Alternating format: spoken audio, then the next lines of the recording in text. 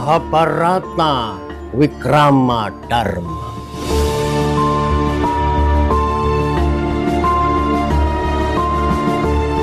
Nyarosaken gegantaran isining serat Mahabharata kawedhar kanthi rairan Dewa Brata seri sedasa. Ilustrator Agil Wahyu Kusuma, editor Firman Sastiabudi, pandongeng Ki Ngabei Edi Sulistiono. Sugeng amidhangetaken tuwin mriksani.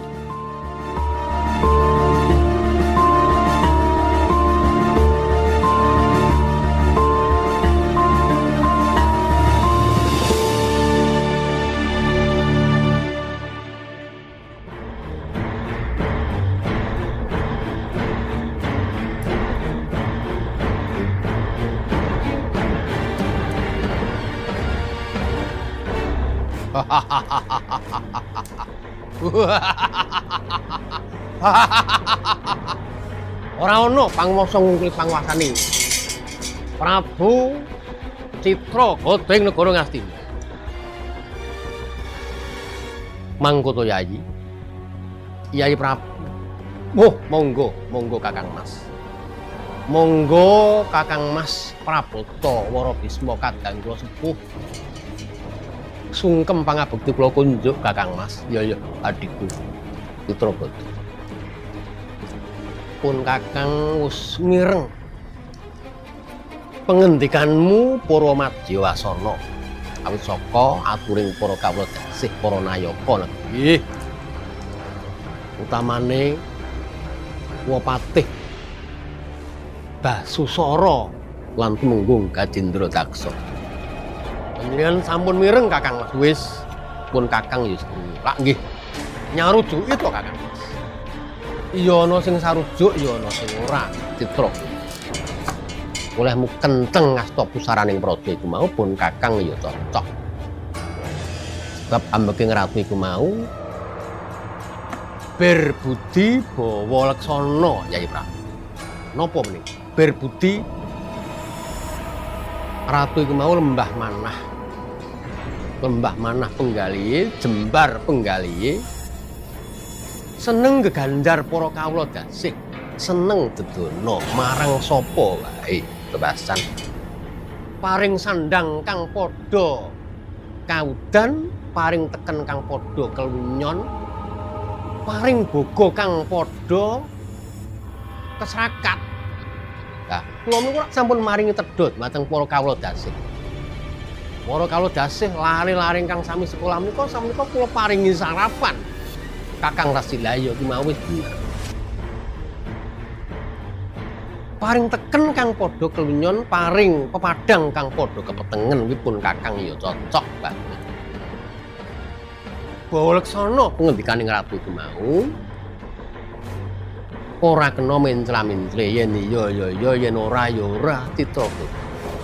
Ora kena esuk bile sore tempe sebab ratu iku mau dadi kiblatne wong sak negara. Ya mung Yayi.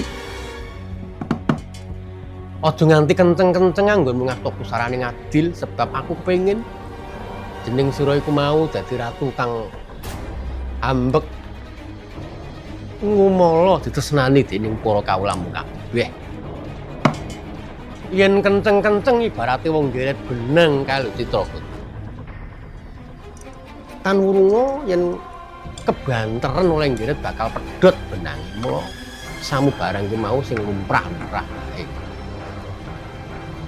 Antaraning paprentaning Kanjeng Rama Prabu Sentanu terus pindah marang Si Adi ki mau ya aja nganti ngeget banget Yayi. Dengan dika menika kados pundi? Paduka menika kadang kula sepuh. Yen menika kakang kula lho. Mboten njurungan Citragata malah penjen malah ngendon-ndoni manah kula menika kados pundi? Niku dawuh kula. Para kawula kene nyumbang negari menika sampun kawedhar, sampun dipun biwarakaken. Kula mangertos. Yen menika badhe mbelani para kawula dasih supados mbok nyumbang dhateng negari. Mboten kenging. Mboten kenging. Ya pun Kakang ki mau elek-elek aja nganti ratu ki mau singklar saka kautaman. Eloh, sing wardos pundi? Inggih ngaten niku ingkang kula anggep kautaman niku nggih ngaten menika. Ingkang kenceng, ingkang ganas galak menika nggih ngaten menika. Kakang Resi. Lah ya wis to. Citragata, Citragata. Upamane Kanjeng Rama isih sugeng. Mendah remene, mendah senenge. Duwe putra kang gagah ronggah rawa birawa kaya dingsira iki ya. Nggih pun mboten usah ngeling-eling sing mboten enten. Wong Kanjeng Rama sampun telah 1000-ne kok ndak ngeling-eling. Saka bungah-bungahku aku njadi bisa dadi raka. Inggih. Nyene nyengkuyung Citragata mengke dados sae. Kula menika satriya, kula menika narendra, kula menika manajer pimpinan. Menika benten kan para ulama, para kiai, para brahmana menika benten. Menika para brahmana menika ambek mula welas asih dumateng sinten kemawon lho. Nek bangsane ratu mung disi welas asih menika wong sing salah-salah, wong sing kleru-kleru niku mboten saged dipun hukum. Nggih. Yang sing ngoplos ngopotro barang niku mungkin mboten saged diseret dadi pengadilan saka kasurung saka welas asih dumateng para kawula dasih. Iya. Pun Kakang yo ora bakal cawe-cawe. Aku ki mung elek-elek samangsa kepilingipun Kakang iki mau dinampa dening Si Adi. Ning yen pancen mangkon iki mau mbok anggap becik, pun Kakang yo ora nyalahke Si Adi. Mung ngene Yai. Nggih, pripun? Ana wigati. Dawuh saka ingkang Ibu. Ibu dawuh kang Ibu Dewi Setyawati. Ya ibumu lan ibuku wanti-wanti Kanjeng Ibu mau dawuh. Si Adi ku mau kudu enggal Apalakrama. Kula kowe kudu enggal rabi lah. Kenging menapa kok penyen kok nusu-nusu dateng kula. Wong kula niku dereng karep krama kok. Nyen peksa-peksa niku jenenge rak kawin paksa no. Siti Nurbaya napa dadi pundi? Ya ora ngono. Ora ngono Pak. Wis ngene. Iki ana ila-ila. Ila-ila sing jenenge ratu kuwi. Ratu kuwi mengku ringin sakembaran. Nanging ratu iku mau lamban utawa urung rabi biasane kang wis nekake rengkaning praja. Bisa negake pagebluk mayangkara penyakit kang angel usadan. Oh, ngaten. Nggih. Nggih. Nek kula piyambak kan golek dudu kula dereng saged. Kula dereng gadah pindengan wanita. Blak-blakan kemawon kula dereng gadah pacar Kakang Mas. Pun ngoten kemawon. Mboten sah kula tutup-tutupi. Wong rabi niku kudu landesan tresna. Nek mboten tresna nek nganti sepasar bubar kados pundi? Lah ya kuwi. Ning menungso iku mau ya wajib budidaya ya. Ya. Pun Kakang njaluk pamit bakal budal ing negara Kasipura. Wong ngaten. Tindak Kasipura menapa? Yai. Prabu Kasiraja iku mau kagungan putra-putri cacah 3 kang Sulistya ing warna. Bebudening becik cara saiki wanita yang sholihah ngono wae. Nggih. Asmane Dewi Amba Ambika Ambalika ya. Nggih. Lho. Ya urung-urung kok nyen rabekke 3 niku mengke nggih klenger kula. Kosik to. Citragata kuwi senengane kok mancai dawuh wong tuwa. Kok klenger-klenger ki piye to rabi kok klenger. Kuwi putrining Narendra Agung Prabu Kasiraja ya. Pun Kakang tak nglamar ing negara Kasi. Dewi Amba Ambika Ambalika. Perkara iku mau mbok agem kabeh garwa 3 ya kena, mung 1 ya kena. Ning wose Si Adi kudu krama. Kuwi mau dawuh saka Kanjeng Ibu Dewi Setyawati. Mula pun Kakang nyuwun pamit ya Di ya. Nggih, Kakang Mas. Nggih. Kakang Resi. Kula ndherekaken nek pun Kakang Resi mugi rahayu sak margi-margi. Lah rak yo ngono to. Monggo. Monggo Kakang. Kula ndherekaken tindak paduka ngantos dumugi alun-alun nagari Ngastina. Ih, nderekaken Kakang Mas. Yo, Yayi, Citragada sing ati-ati oleh mengasta pusaraning praja.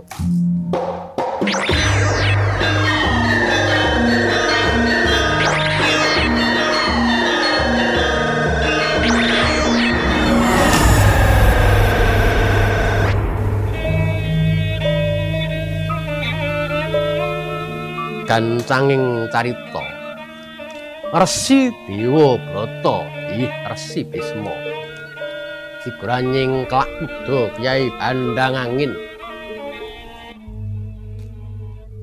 gembrang lakuning kuda bidal ing negari Kasipura,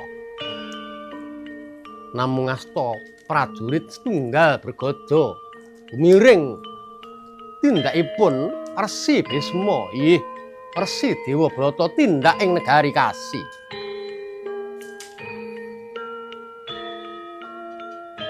Lata mangkut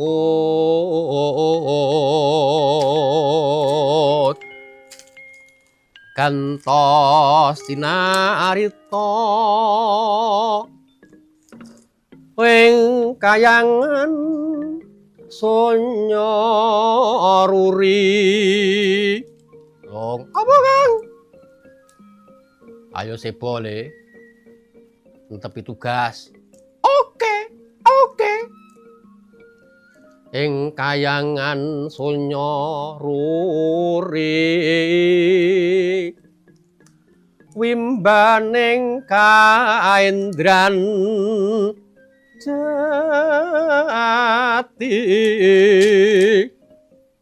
wimbaning kaendran jati.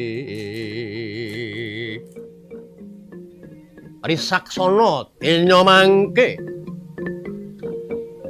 ing kayangan Sunyaruri, ing kayangan Walikan, ing jagat pepeteng wonten gegununganipun putranipun Sang Hyang Indra nami Bathara Citrasena, tetungguling para Gandharwa. Ingkang sinebat Gandharwa menika para dewa ingkang tugasipun maos Weda, Rigweda, Yajurweda, Samaweda lan Atharwa Weda. Dados kewajiban utawi tugasipun Bathara Citrasena, Citragada lan para Gandharwa sanesipun kaprah tiyang Jawi. Gandharwa menika bangsaning Yatmaka. Natkala samana mboten suka manahipun midhanget tingkahipun nata ing nagari Ngastina Prabu Citragada ingkang kaanggep sumungah sesungaran adikang adikung adiguna ngendel-endelaken.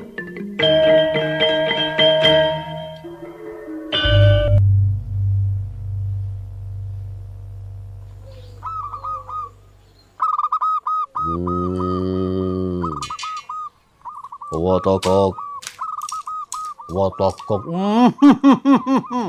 wonten dawuh kukulun mrene sedaya nggih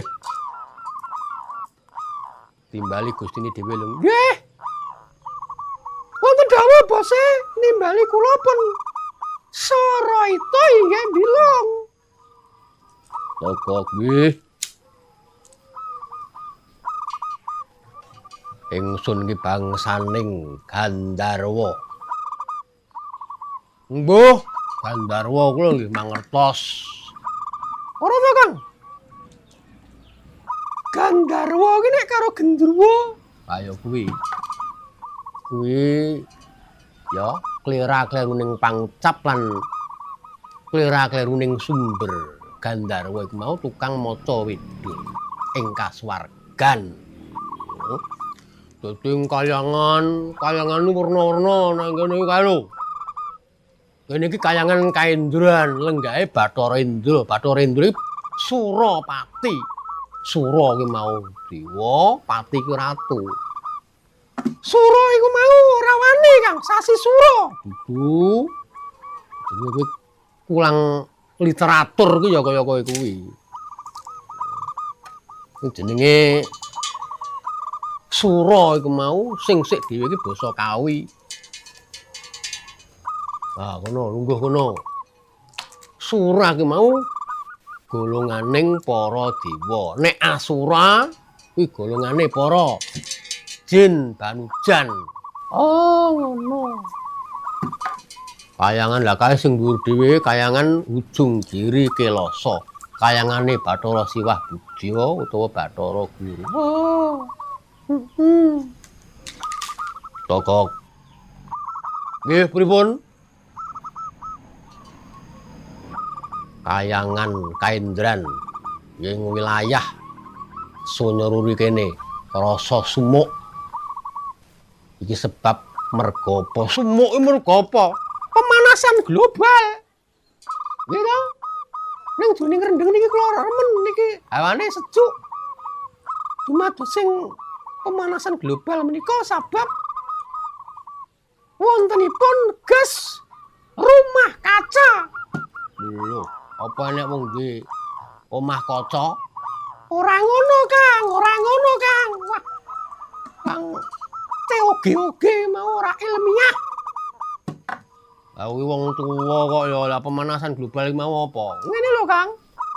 Lah ning bumi kene iki rak ya pokean polusi. Ya polusi saka pabrik-pabrik. Saka kendaraan-kendaraan kuwi. Pemane RRI wong pira? Wong 100 luwih. Kendaraane wong 100 ya. Mobil ya pit motor kuwi nganggo pembakaran. Pembakaran kuwi mau dadi kelok-kelok ing nglumpuk nutupi bumi. Lah ora ya terus mumbul. Lah ya mumbul kuwi. Mumbul ning lapisan atmosfer kono. Kuwi mantok nek atmosfer kuwi wis ilang entek. Aku ora iso munggah meneh. Mula terus mulek ning bumi kene dadi hawa panas. Mbok ya pinter ya, Lung. Mletik kowe iki. Mletik apa? Mletik mataku ngono ya, arep matak-matake. Oh, ora di wong bagus iki kok ya baper men kaya. Iki pinter ngono iso jabarke pemanasan global iku mau. Nggih. Tata lair menika wonten pemanasan global. Ning menika sebab kasundul dumadosipun gara-gara pukulun. Gara-gara papakan apa Togok. Menika wonten titah pujangkara ratu negari Ngastina namanipun Prabu Citragada. Hambekipun sumungah sesungaran. Tangan besi ngoten kemawon. Rakyatipun dipun peksa bayar pajak ingkang larang, pajak werni-werni. Wonten pajak siti, pajak griya, pajak panyumplengan. Pajak panyumplengan kuwi apa kok? Panyumplengan niku pajak lawang cendela niku dipajeki. Yang gadah lawang setunggal, cendela kalih niku membayar pajak. Oh, tasih kawulanipun menika dipun dawuhi nyumbang sumbangan wajib kangge negari. Sing gadah sapi nggih nyumbang sapi, gadah wedhus nyumbang mendo, gadah mentrok nyumbang mentrok. Gadah manuk kemawon lho nyumbang. Sing aku kurang seneng kok duwe jeneng memper karo jenengku. Asmaning sing niku mau Citrasena wani-wani madani jenenging dewa Prabu Citragada. Lha niku mboten ngertos. Asing jenenge nggih bapake niku mboten lepat. Nanging Togok nggih ingsun banget ora seneng ana Narendra sumungah sesungaran. Ngoten ya. Wong dadekno ratu, dadekno pangarsa, iku mau wong kang luwih samubarange Pangarsaning praja iku mau tangeh yen wong iku mau ora pinter. Wonge mesti pinter, sekolahe dhuwur. Pangarsaning negara iku mau mesti sugih. Yen ora sugih, tangeh bisa dadi pangarsaning negara. Srawungane mesti jembar. Jaringane ya mesti akeh. Nanging kasudibyan iku mau ora kanggo nggiri-nggiri para kawula dasih. Yen wong mau wong sugih kudu tabene nyumbangake kesugihane marang para kawulane. Yen wong-wong iku mau wong pinter kudu iso mbuka warana nalaring para kawula dasih.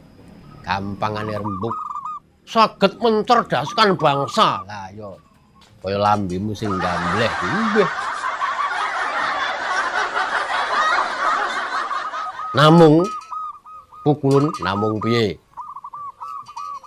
Menika sampun dados gosreking mboten namung negari Ngastina.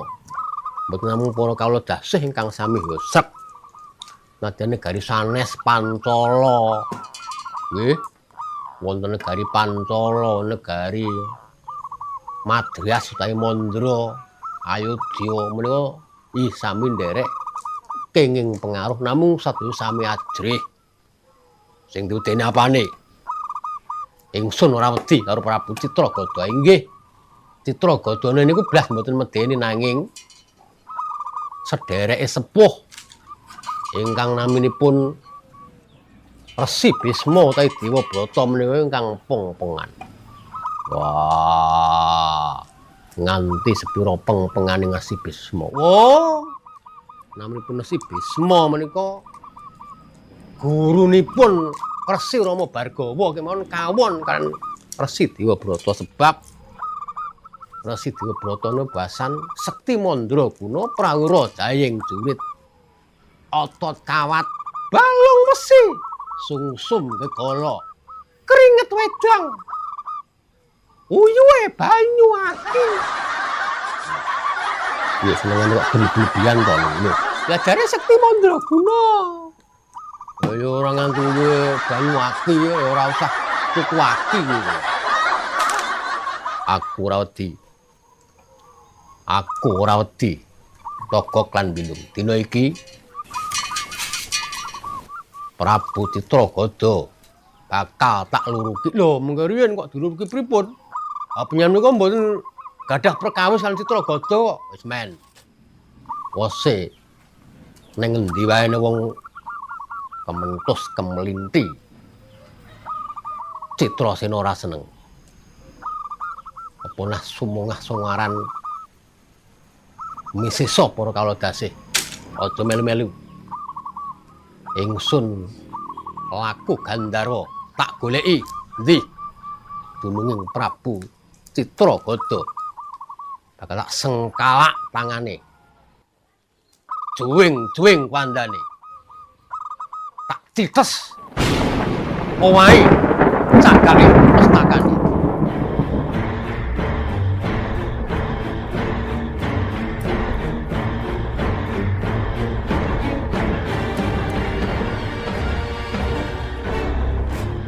Ada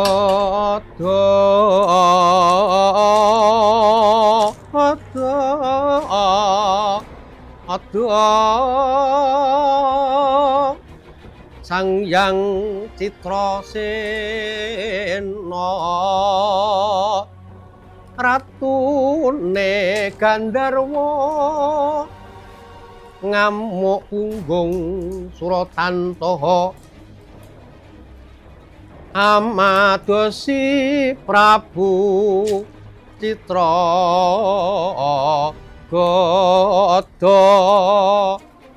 sungda duka saksana karya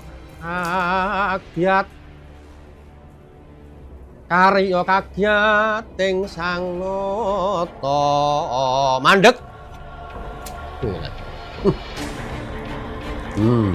Iki ana kowe iki bangsane apa? Makhluk cat ketok cat ora rupa mireng budrek-budrek, ngore rambut gimbal ngumpang pundak kiwa tengen adiwut-iwut. Ora-ora walto adol pangrungu Ratu Negara Ngastina iki sapa? Sak ngertiku Prabu Citragada. Kok kowe wani muna Sita Negara Ngastina? Kok kowe wani muna sika gawe rusak? Ngrusaki gapura-gapura. Iki mbiyen tak bangun nganggo ragat ora sithik parah. Bosen urip kowe parat.